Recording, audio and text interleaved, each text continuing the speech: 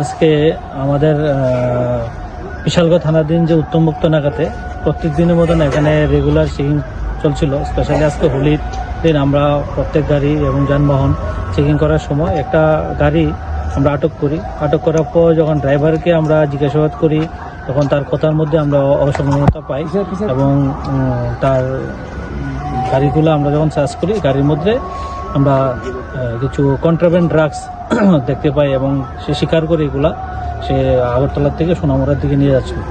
সঙ্গে সঙ্গে আমরা যেহেতু ন্যাশনাল হাইওয়ে, এখানে ট্রাফিক জ্যাম, পাশাপাশি এখানে ল অ্যান্ড অর্ডার সিচুয়েশন হতে পারে, সেই অনুযায়ী আমরা থানাতে গাড়ি নিয়ে আসি। আনার পর প্রপার সিসি ক্যামেরার সামনে আমরা গাড়ি রাখি।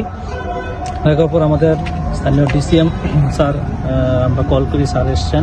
পাশাপাশি আমাদের অন্যান্য অফিসার এবং স্টাফ এবং সাক্ষীগণের সামনে আমরা সব প্রসিডিউর মেনটেন করে আমরা গাড়িটার তল্লাশি করি। পাশাপাশি যে আটক করা হয়েছে ড্রাইভার তাকেও তল্লাশি করি। গাড়ি থেকে আমরা 2টা প্যাকেট উদ্ধার করি, যার মধ্যে প্রত্যেকটি প্যাকেটে 10টি করে, টোটাল 20টি প্যাকেট এবং একটি প্যাকেটে 200 করে, টোটাল 4000 ইয়াবা ট্যাবলেট আমরা উদ্ধার করি। পাশাপাশি ড্রাইভারকে জিজ্ঞাসাবাদ করে তার নাম জানতে পারি। তার নাম সাদ্দাম হোসেন, বাড়ি বেজিমারা, সোনামুড়া থানা। আর আজকে আপনারা যাকে আটক করেছেন তার বিরুদ্ধে কিল্লা থানায় একটা ইন্ডিপেন্স মামলা অলরেডি পেন্ডিং আছে, খবর আছে আমাদের কাছে। এই মামলা আমাদের কাছেও একটা খবর আছে যে আগেও এনডিপিএস কেসে যুক্ত ছিল এবং তার বিরুদ্ধে একটা স্পেসিফিক ওয়ারেন্ট আছে। তো এটাও আমরা সংগ্রহ করে এবং এটাও আমাদের তল্লাশি করে দেখবো যে আর কি কেসে সে যুক্ত আছে।